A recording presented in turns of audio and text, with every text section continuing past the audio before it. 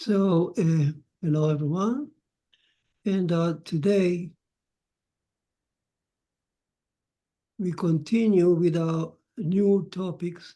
You know, we start a new cycle where we pick up selected topics from the book of Genesis, and we try to focus on it a little more depth than we did before.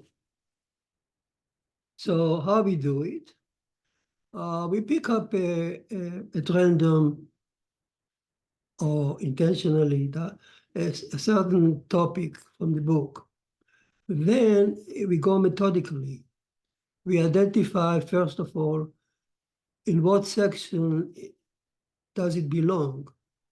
In other words, what commandment of Noah does it belong? Because remember, we notice that this book of Genesis is written in such a way that it goes from commandment to another. Like chapter 1 about idolatry and presenting the God of the idolatry commandment, the option of idolatry by speaking in plural. Then he presents also the name of God, whom should you worship, the concept of the Sabbath, chapter 1, miraculous chapter 1. Then, of course, we story of Eden, heavenly love, and introducing also the concept of marriage and adultery in the same verse. Therefore, a person should leave his father and mother, cleave to his wife, become one. So that introduces, that actually establishes marriage and adultery. So that's number 2 commandment. Then from Cain and evil, Cain killing evil, until the flood, the Torah moves to bloodshed and introduces also the bloodshed laws, which is number 3 in a rainbow covenant. So that's how we identify the section where we're dealing with. And then we turn on the microscope, so to speak, and we focus a little more depth on a certain issue, and trying to see if we can learn about that particular commandment in which it is written. That's the way to learn Genesis. So today we want to focus about Noah name. In fact, if I want to put a name of our class today, it says why the world needs Noahide. That's maybe the question that we need to answer, and we focus on Noah's name. Now, of course, Noah's name appears in that section of bloodshed, and it ends up with the laws of bloodshed. So first of all, we need to remember, and I allow myself to recall those themes because that give us a background to understand Noah's name and what he believed in it. So the covenant, rainbow covenant, tell us that we, humanity today, live on contingency, on condition that if we abide by the rainbow covenant, we will survive. If we don't abide by the commandment, by the rainbow covenant, the flood will come back. And the covenant is totally about bloodshed laws. So if we violate bloodshed law, like in Noah's generation, then humanity will see the flood. That's the major message of Noah's command or Noah's legacy. So if I go now a little more in depth, and I can rephrase it and say that Noah's message is that humanity stand under judgment. It happened in Eden. Even in Eden, Adam stood under judgment. How much more so on earth? And the judgment plays a major role in the Noah revelation and stories. You remember that they have before the flood, we see the heavenly court in full session, in full glory. If I may, I probably to remind you, I'll put the slide on my background. Let's see if I can do it.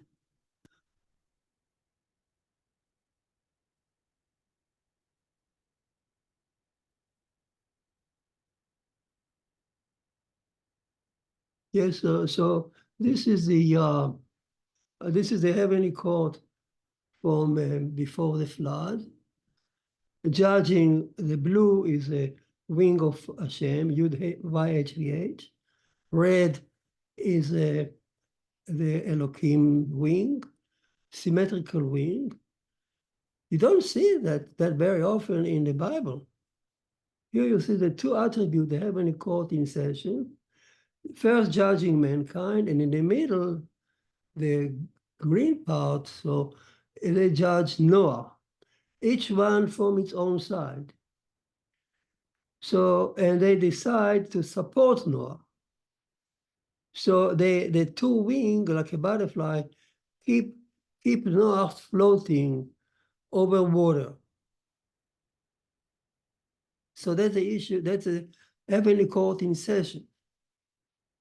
So one of the message of Noah is, remember, we stand in judgment. And here is the heavenly court in session, composed of the two wings, the prosecutor, if you wish, and the red, the defense in blue. And Noah is supported by the two of them, but you can say that Noah survived because he held those two wings. The two wings keep him over water, over the water of the flood below, floating. Suppose he believed only in one wing, in the blue one, in Hashem, in the mercy. It won't fly over the water. Suppose he believed only in the red, in Elohim. Also he won't fly. He will fall into the water. He is holding the two wings that keeps him floating like a drone over the water. That's a beautiful view to look at it. So the people who worship only the blue, the Enosh clan, who worshipped mercy, if you remember, they didn't survive the flood. The people who they worship only Elohim, Cain descendant, they decided to worship only the harsh law, forgetting about mercy. They also didn't survive. The only reason Noah survived because of he believed and he kept oneness. So again,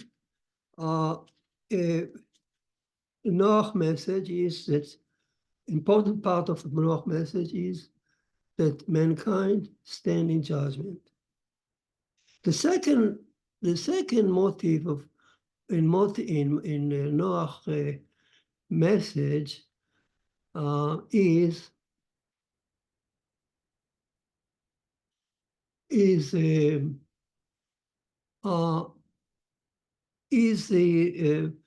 the name, a part of his name, related to his name.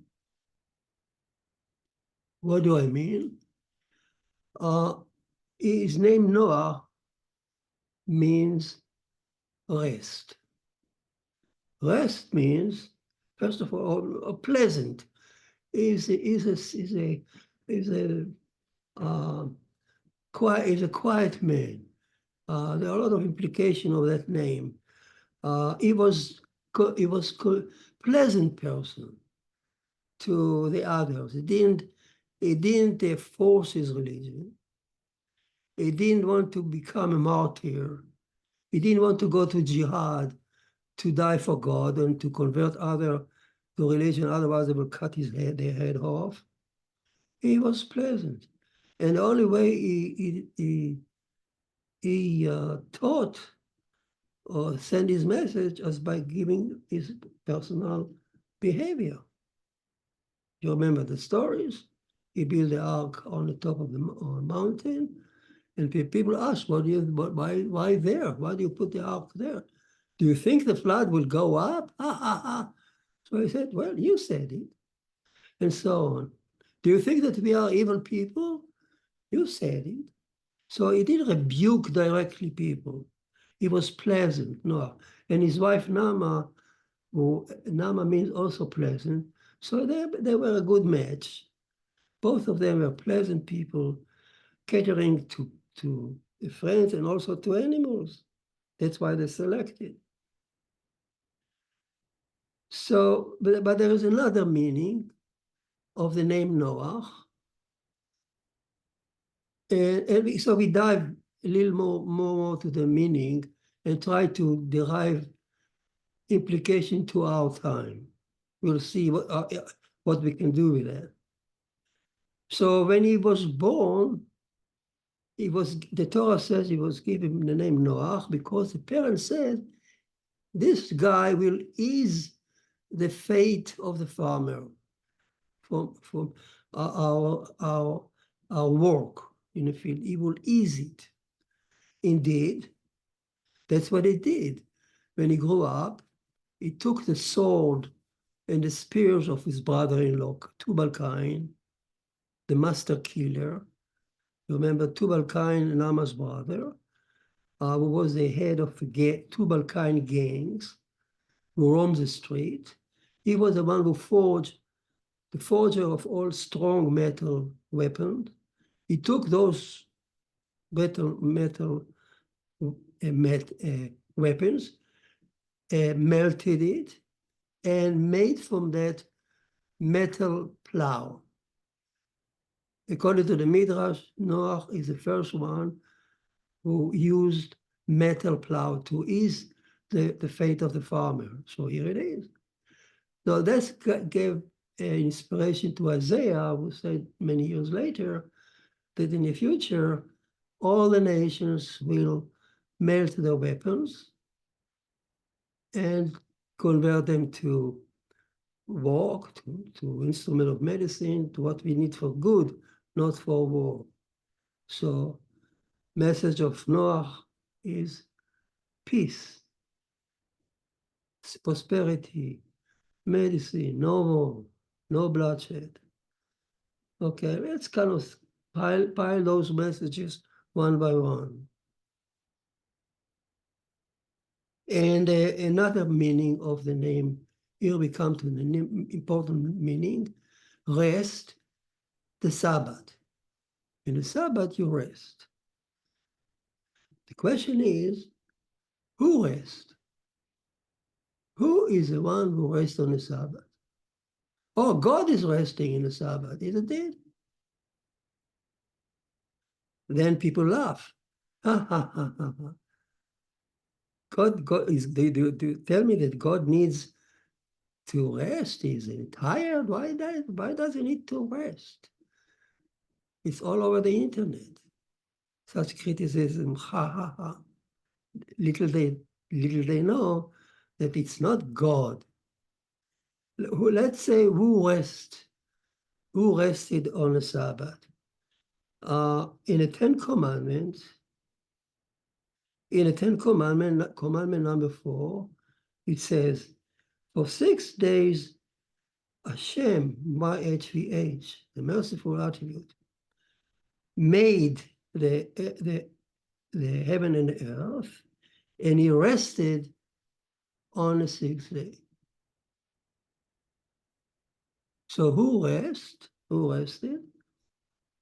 The attribute of mercy. Oh, that's a different story. It's not that God needed to rest because he was tired. It's because the merciful one who came from another dimension to join Elohim to make Adam, she rested. And indeed, that's a question. In chapter 1, it says Elohim created the heaven and earth. And on the seventh day, he abstained from more work. It doesn't say he rested, he abstained. And here it says that not Elohim, but the merciful one made the heaven and earth. How can you reconcile the two messages? Indeed, there are two stories here. The story number one in chapter 1 is that Elohim is the one who created it. In chapter 2, he first wanted to do it alone. And then Rashi said he saw that before making Adam, he saw that Adam will not withstand his scrutiny. Adam with a free choice, he will not stand his scrutiny, and he will have to be annihilated. So Elohim, in his kindness, wanted us to survive his scrutiny. So he asked the merciful one attribute to come over from her Sabbath, from her domain, to join him. That's not the story that I concocted by the Rabbi. This is exactly what chapter 1 says. Let's watch it. Let's watch it from the text. You know the story, I repeat it, but it's nothing wrong in repeating it. Oh,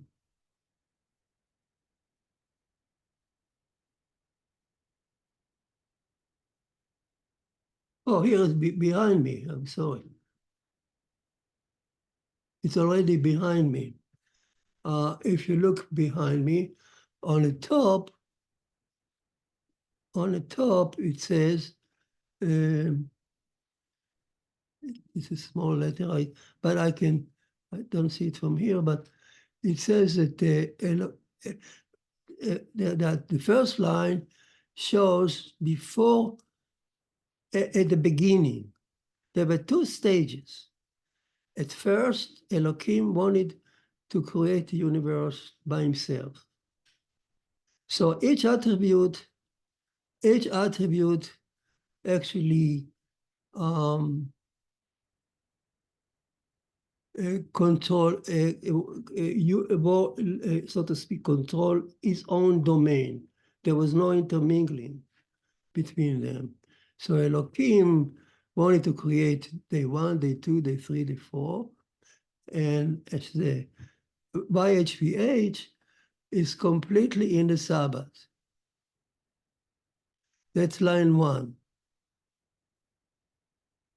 That was on his mind. He will create universe alone, and Hashem in the Sabbath is a different domain. Then he invited her to come over to make Adam together.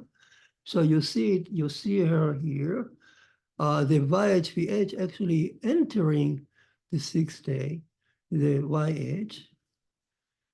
So she is now entering the 6th day. You see the procession there. From line 1, we go to line 2. Line 2 is actually the text. The text showed the YH already in the 6th day. And Rashi tells us that before that, there was line 1. He had on his mind, it says, to create the universe alone. But then he asked her to participate, to make Adam. And we got in line number 2 because she's now penetrating our sixth day.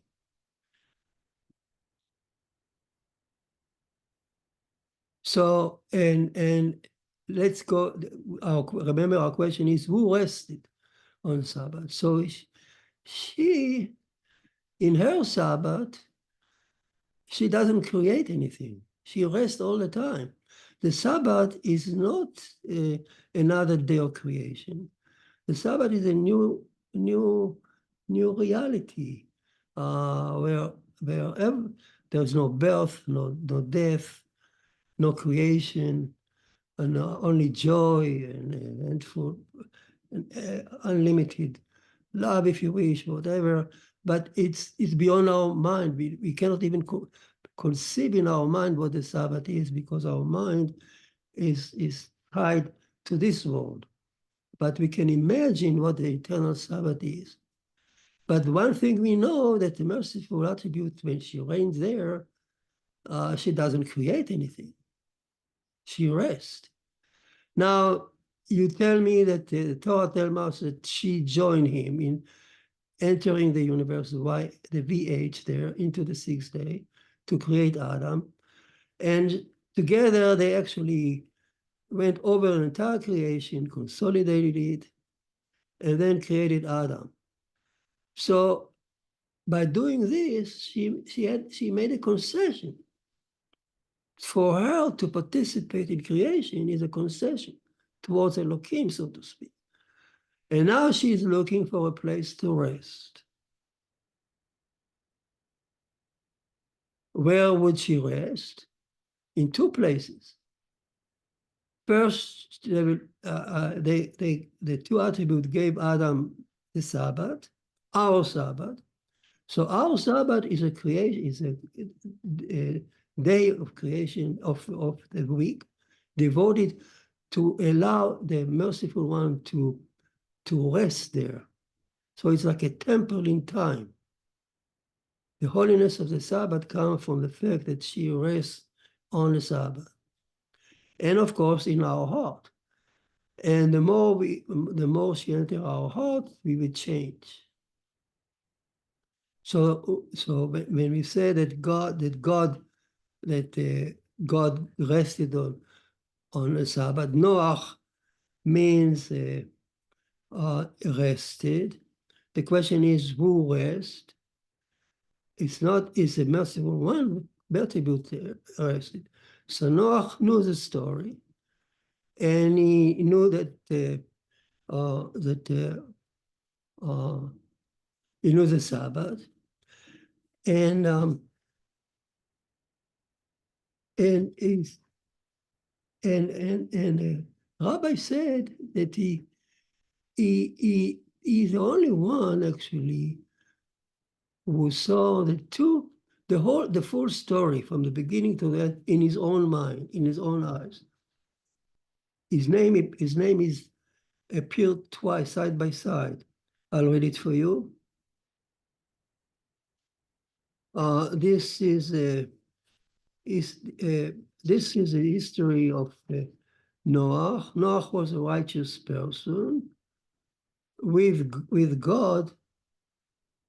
Noah was a righteous. How can I translate it to you in English to show that the name Noah appears side by side? These are the history of Noah. Noah was a righteous person. So here you see the name Noah appear side by side, but in a verse. And the rabbi said, the verse refers here to two Sabbaths, to the Sabbath of the future, eternal Sabbath, in chapter 1, and our Sabbath, which is a gift that we can now sense the presence of Shekhinah in the Sabbath, and as a step towards as mankind moved to the eternal Sabbath. So Noach saw the entire story, and he also experienced it in the ark.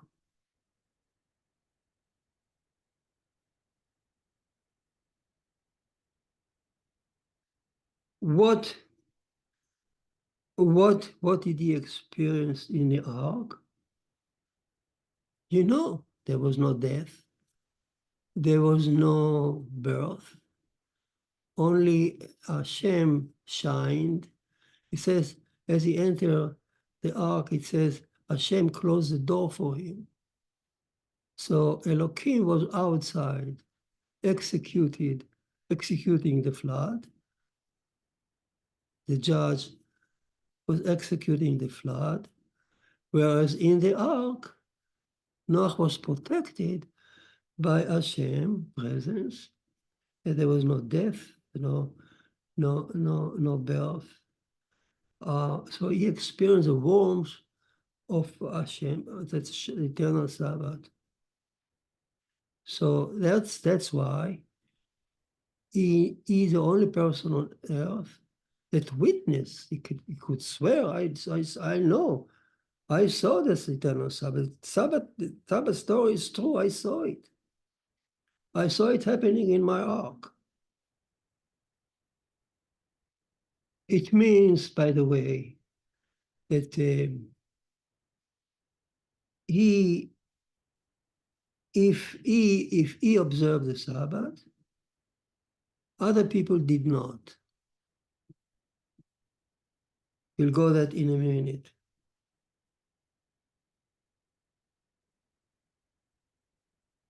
Let's repeat it again. The fact that Noah, as the Torah emphasized so much, that Noah was merited to see the Sabbath and to observe it, it shows that other people in a generation did not, actually forgot the Sabbath. Why they forgot the Sabbath? Because Enosh, disciple, believed only in mercy. The Sabbath needs the two attributes. Sabbath means Elohim is abstaining, and merciful one is ruling. So you need the two attributes. If you believe only in mercy, and no, Elohim is not actually you destroy the entire story. So Enosh's disciple slipped into actually full idolatry, but they started by not keeping the Sabbath, not remembering even the Sabbath. The other camp, the kind children who worship Elohim, also did not forget about the Sabbath because they actually focused on Elohim, and Elohim abstaining on Sabbath. So by definition, almost, the two camps forgot the Sabbath. Let's remember those points as we try to derive conclusion in our days from the story. So they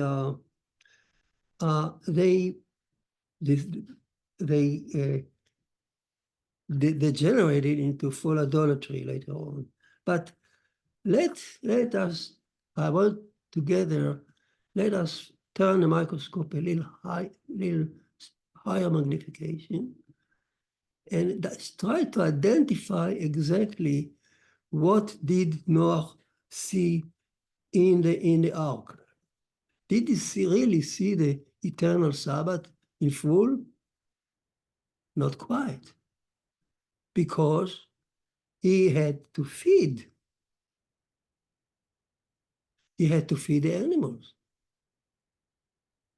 And as long as the animals eat and drink like normally, so they are not quite in the Sabbath. There are maybe, there is no death, no birth. That's quite close to the Sabbath, but not in the Sabbath. We can identify it as a transition from the sixth day to the Sabbath. So Noah's ark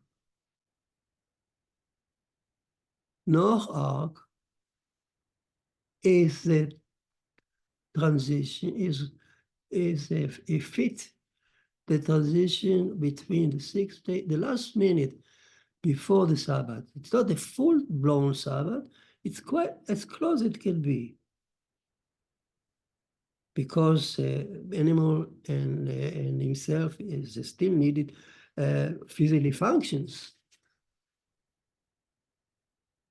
So it's not quite the Sabbath. So here we pinpoint the time frame where Noah's Ark fits into. It must be very close to the Sabbath, but still in our world. So it's a transition between the sixth day and the Sabbath, a very important time for Noahide. What happened in chapter 1 at that point, at the transition? I know that you know the story by heart now, because we learned it before, but it doesn't hurt if you repeat it. The last moment before the Sabbath, it says, and Elohim saw it was good.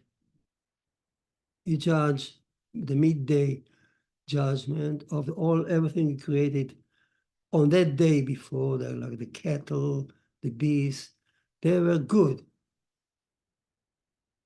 And then it said, Elohim said, let us make Adam in our form and our image. So Adam is introduced, and Elohim at the end, and Elohim saw everything that he has done, now the entire building, and it tov me'od, and it's very good. So before making Adam, it was good. Adam should elevate the sixth day to become very good. Well, creation cannot elevate itself. So it's the Adam that is being elevated from good, from being an animal in evolution, to become very good. How? By incorporating the Shekhinah in him, by clinging to this YH that's sticking into the sixth day, holding her, inviting her to his heart, changing his heart. And as we change in time, we become very good in Elohim eyes. So we become less animalistic and more merciful and so forth. So here are the judgments that is made before the last minute. And that's the heavenly court doing the judgment. And that's the same heavenly court that Noah saw at the flood. So we put it together. So now we know what does it, the heavenly court that Noah saw is judging mankind, not just before the flood. It just every minute, but especially on the transition, every week, at the transition between the sixth day and the Sabbath. And at the end of time, it will decide if we are ready to enter the Sabbath day in the future. So the most important point of judgment for Noahide is this transition point, sixth and the Sabbath, which is actually since sixth day is the birth of Adam, so it's Rosh Hashanah. So if you tie together now, every Friday evening is equivalent to Rosh Hashanah once a year, and every year until the end of time. The heavenly court assemble again like it was in the creation, and the two attributes judge Adam, mankind. Have we done anything to elevate ourselves? Have we accommodated the merciful one more and more into our heart? Are we moving towards very good or not? Because if not, the universe will not go through the Sabbath. It will wobble in space and it will end itself. Or if we are very evil, the heavenly court will bring another flood. Because it's the same heavenly court that was judged in Noah. We have just seen that the ark is equivalent to that moment of the last on the last minute before the Sabbath. So the same heavenly court that brought the flood will annihilate mankind if we repeat the bloodshed and as that the Noah generation did, and the violation of the oneness, splitting the attribute, believing either in Elohim alone or merciful alone. If you repeat those errors, well, we face the inevitable part of the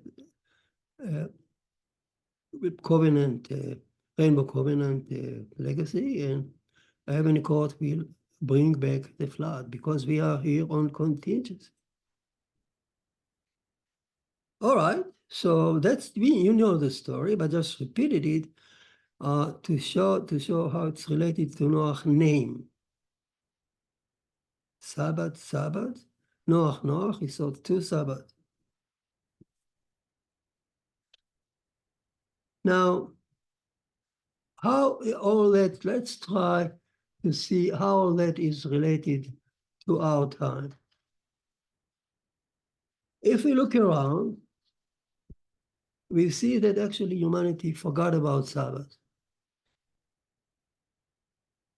Humanity forgot about the Sabbath the same way as Noah's generation. And Noah feared it, and he didn't want to procreate. So here we are.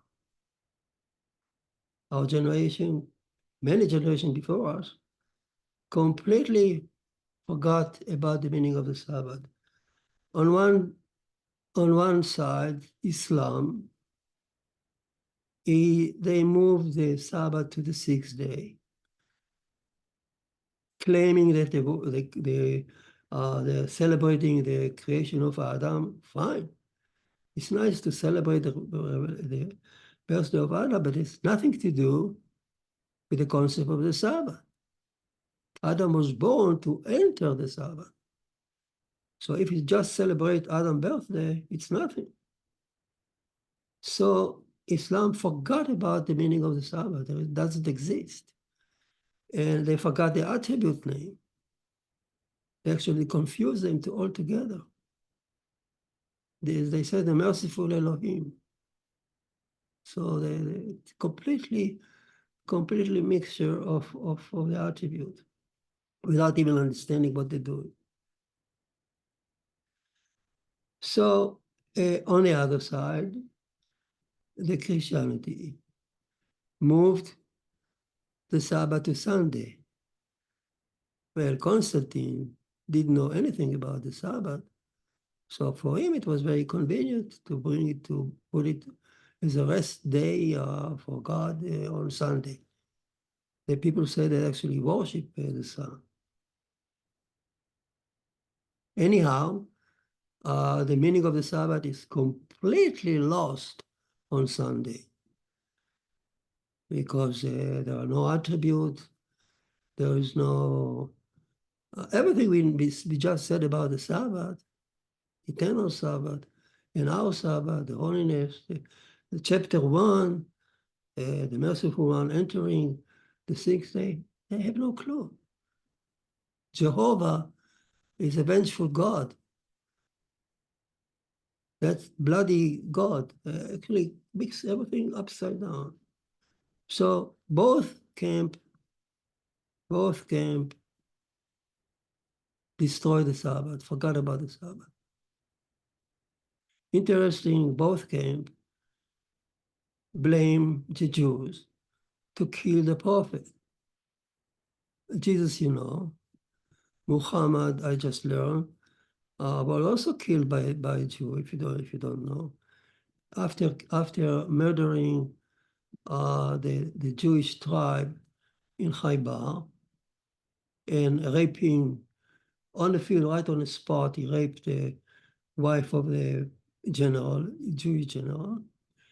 He went down back home, and he was a Jewish slave woman who captured one of the captives, gave him food with poison.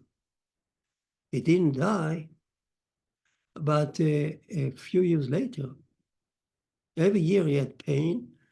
He said it related to that poison. Finally, when he died, of course, this was a Jewish woman who killed him.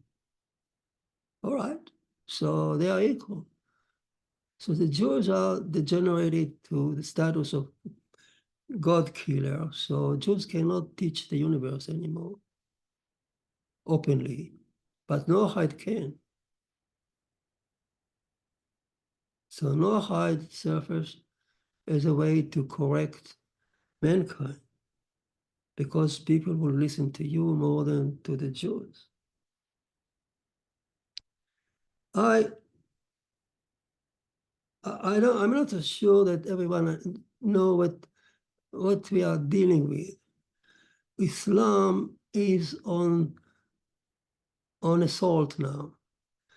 The Prime Minister of Holland, of Netherlands, a few weeks ago, gave a tremendous speech in New York, lamenting the fact that Netherlands, his country, is fallen into more and more Islamic culture. He said it's a heartbreaking speech. He said that in Amsterdam, there are whole section of Amsterdam that look like a different country.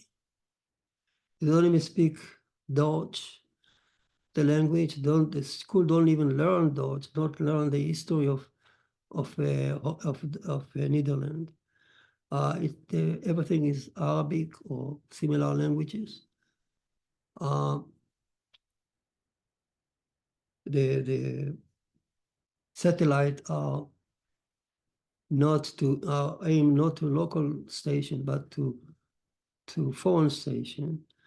And so much violence there, especially in families. Women are murdered for the honor of the family, but the police cannot enter. It's a foreign land, and women walk around completely covered, even young girls. The school, they don't learn anything, no science. They don't learn about the history of philosophy or history of Netherlands. Only thing they learn is about Islam. And the best thing they can do is to be martyr for jihad, he claimed. He said, and there's no human right. There is no women right. The women are enslaved to their husbands. They are not allowed to hold position. Sometimes they don't even allow to drive alone. But so it's completely different culture. Ignorance and poverty and violence and jihad. One thing is jihad. We need to spread Islam either by infiltrating or by the sword.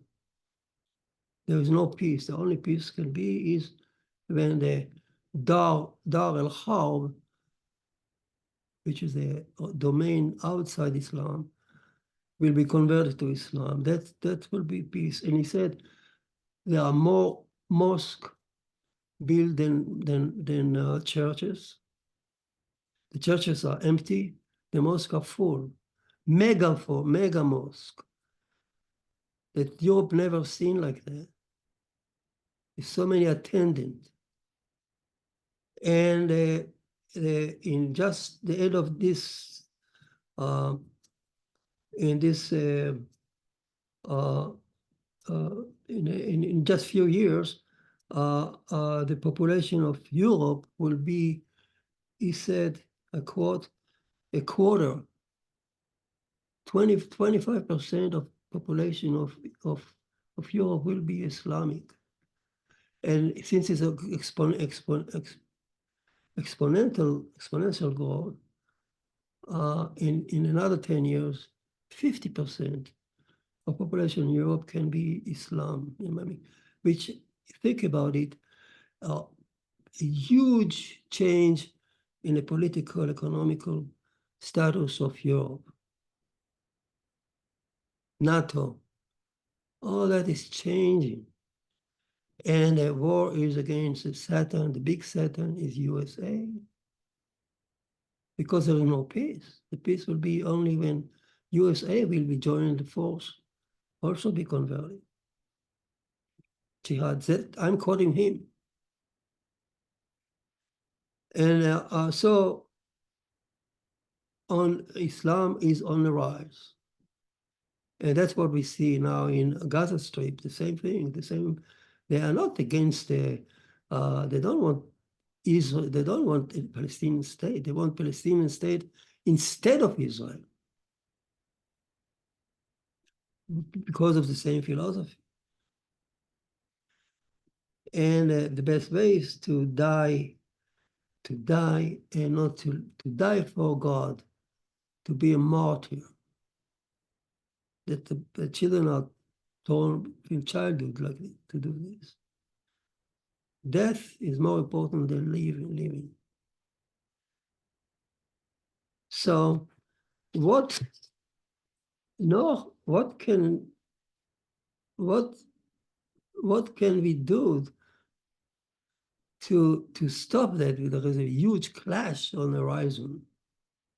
So Noahide find himself here in a special position.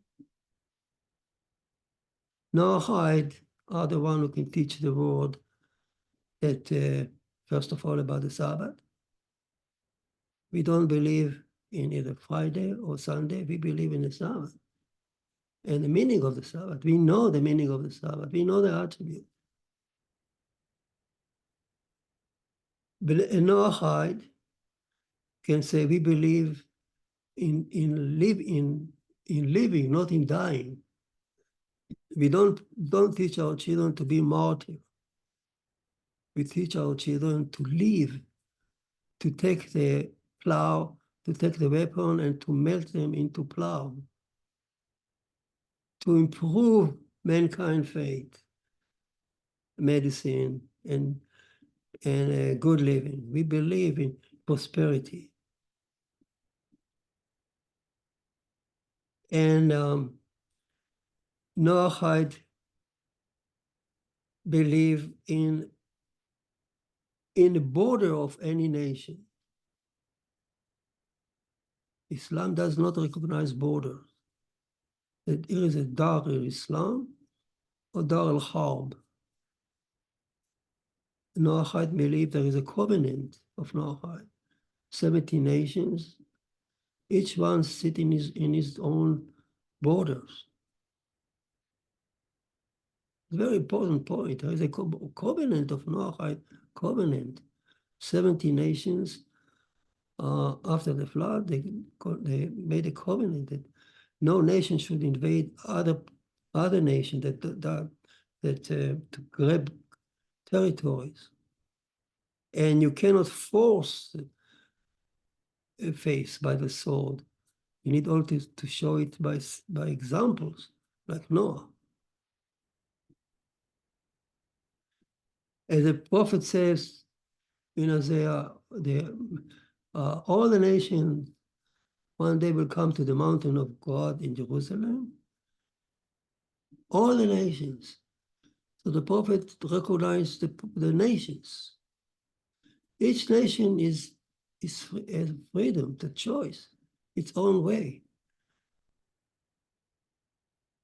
Each nation has a choice to establish its own judiciary system, dinim. The Sharia does not. Sharia says all nations should abolish the local Netherlands law and we replace it by the Sharia. Noahide says, no, we believe that each nation has a right to establish its own judiciary system, as long as they keep along with the 7 commandments of Noah. Do not kill, do not steal, of course. But the structure, it's up to the nation. Each nation can its own character, its own history, can imprint into its own system. We don't have to have one system of justice to all nations, to all mankind. The idea that like Sharia is all over the place, it's not. Moses told Israel, you should stay only in the Holy Land.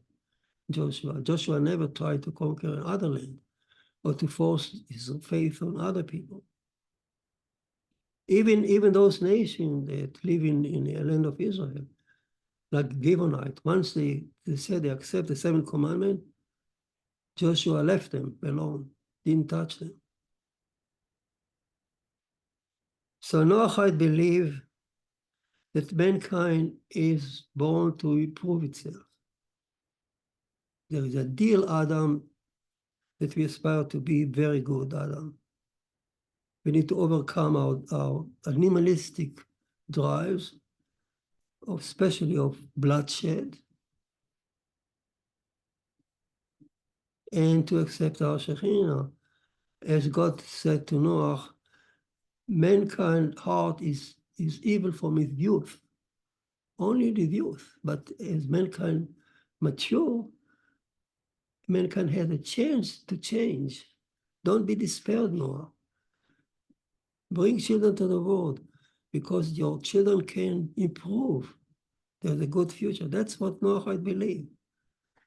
That the history is not static. We are moving. We need to work for the future, good future. Noahide believe that mankind should stay away from cruelty. That's why we don't eat blood and we don't eat limb torn from the animals. And in freedom of mankind, Adam is born in the image of Elohim as individual. Adam was born as individual to tell us that every individual is an Adam. Every individual is free. You don't impose. You don't cut the head of somebody who don't belong, go by your criteria. Freedom of choice, freedom of mankind, democracy. The Torah says we should follow the majority rule. You should elect the king. King stands for government.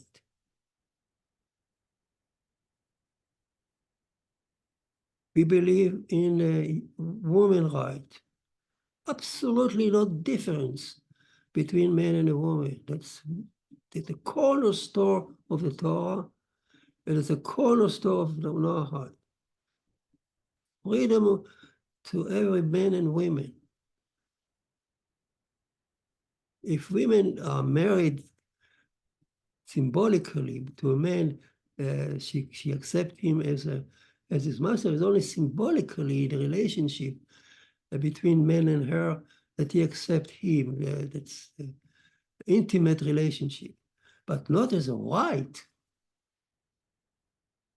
And woman has a right to achieve any status, any job that she wants, provided she keep modesty and stay away from any attraction of, you know what.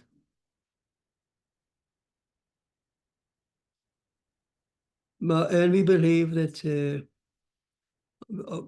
in the Sabbath, as in chapter 1, and we believe that mankind should climb up from the animalistic creature that we are from evolution to become very good.